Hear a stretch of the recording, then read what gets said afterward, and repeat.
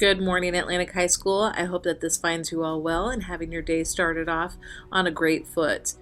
Next week is a very important week. We have a lot of activities happening at Atlantic High School. We have TWRP Week, National FFA Week, and we also will be taking the Iowa assessments. So it's an opportunity for our students to work hard and prove just how smart they are by demonstrating on the Iowa assessments.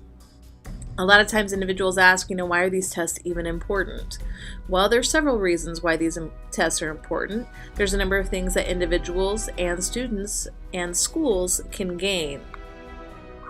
There's also things that people can lose. Students can lose with a poor performance on Iowa assessments the freedom to take elective courses. They can also be required to take extended school days or extended school years.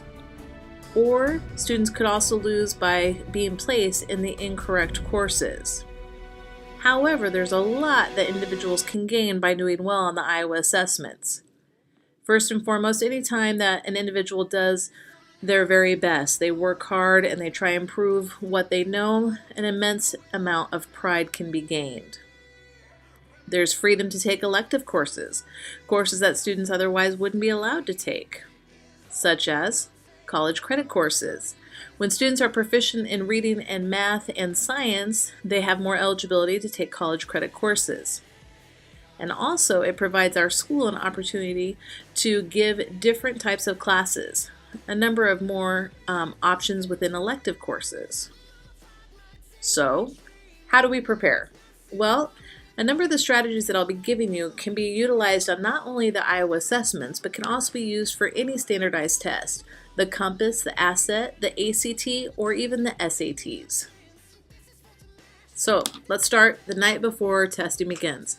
So Sunday night, first thing you want to do, go to bed early. Get a good night's sleep. Don't have physical sleep deprivation cause you to not be at your very best when it's time to take the Iowa assessments. Be prepared. Bring those number 2 pencils with you. If there's any issues, social issues that are going on, try and resolve them before testing starts. Also, utilize those great resources you have. Talk to your parents about any concerns that you might have about a test, about any type of conflict that may be going on. Now, the morning of testing. So we will be doing testing on Monday, Tuesday, and Thursday of next week. So each of these mornings, make sure that you start your day as you normally would. Do eat a good breakfast. Don't drink a large beverage beforehand. I'm serious about this. Don't. I don't want you to be distracted by physical needs. Get to school a few minutes earlier than you usually do. A lot of times when individuals tend to run late, it tends them to feel anxious, so try and get here early. Please know that each of you will be reporting to your seminar classrooms, so know what classroom you are to report to. And with anything in life, you want to go at it with a positive attitude. If you go into any event and you're thinking you're going to do your very best and you're going to give it your best effort, you go in positive, you tend to get more positive results as an outcome. All right, so you got into school early, now it's time to enter your classroom. Once you get in there, take a deep breath, relax. If there's procedural help for directions, make sure you ask them. The educator in the room is there to help you. During the test, if there's something in the directions you don't understand or you're unsure about, again, ask for help. Make sure that before you mark any answer, you have read the question thoroughly and you've read all of the answer choices. Take your time. Pacing yourself is so important with any standardized test. Start with those easiest questions first. Then if there's a question that's really kind of giving you a little bit of difficulty, don't spend too much time on it. Do your best and then move on. You can always come back to those questions. All right, multiple choice questions. One of the things that you need to remember is typically your first answer is your best choice. Don't change your answer unless you are completely uncertain of your first choice. Try to answer every question and make the most intelligent guess that you can. Utilize the process of elimination. So after you've been through all of the questions, go back to the questions that you skipped. Look at all of the answers. Use what you have for deductive reasoning and your knowledge base to eliminate any obvious wrong answers.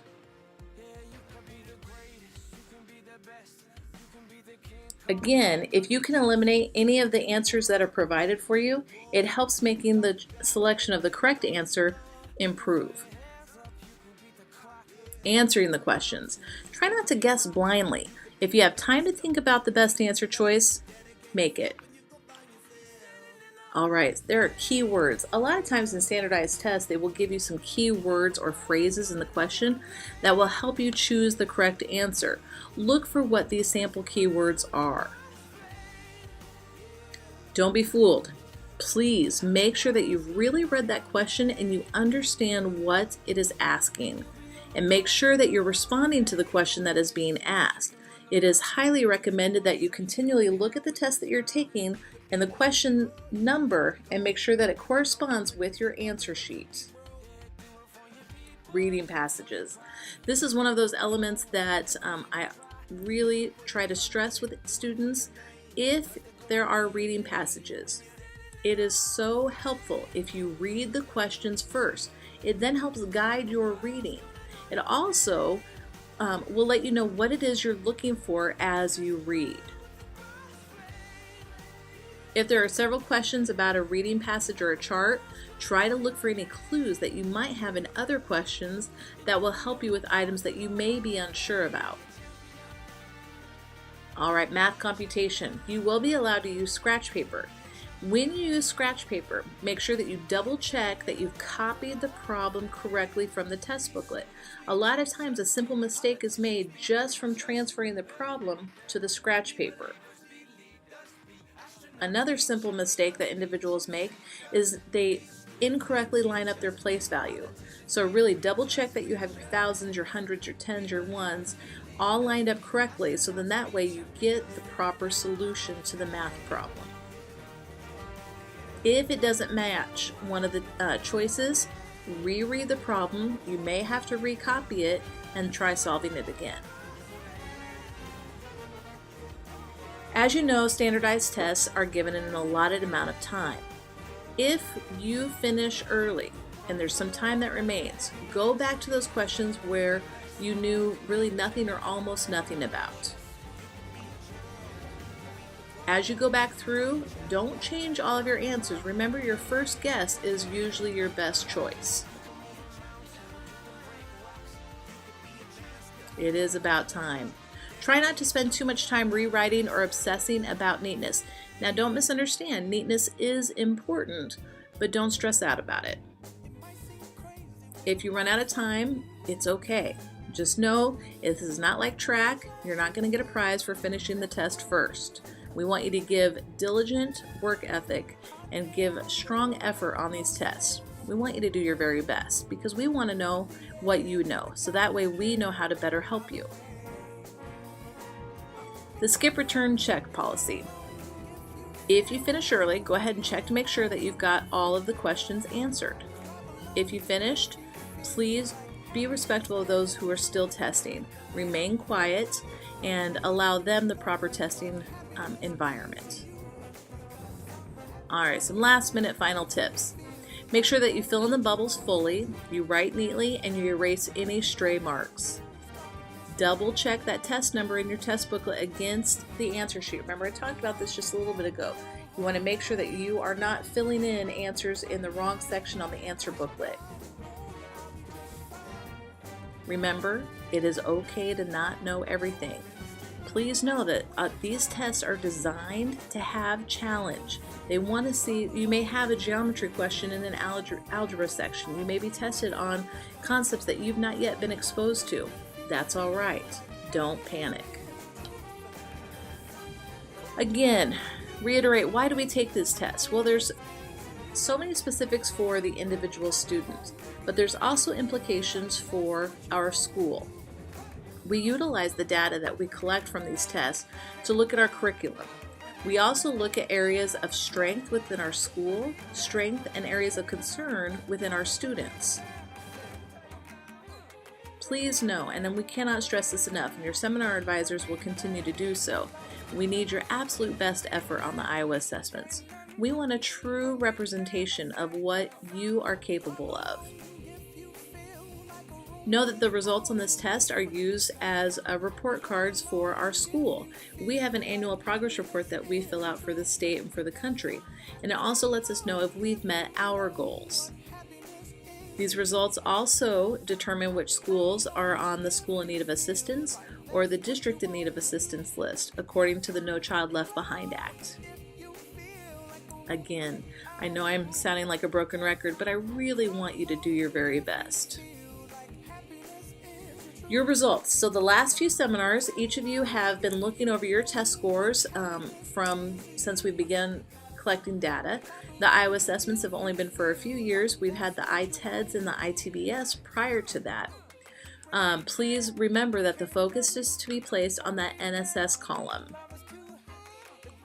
You've also each at this time should have set goals. Please remember, we want you to think positively, I want you to work hard, and I want you to do your absolute best. The Iowa assessments, yes, they're nobody's favorite pastime, but it is an opportunity for us to know how you are doing and how your school is doing. It also lets us know areas that we can improve upon or other areas that maybe we can add to provide more opportunities. I hope that each of you has gained some strategies that will help you not only on the Iowa assessments, but also on any other standardized tests that you may take in the future. Please know if you have any questions, there is a great time to ask your seminar advisors. See Mr. Ferdine or Ms. Thurston, your guidance counselor, or Mr. Alexander or myself are also available to help. If you have any questions, don't hesitate to ask. Thank you, and I hope you all have a great day.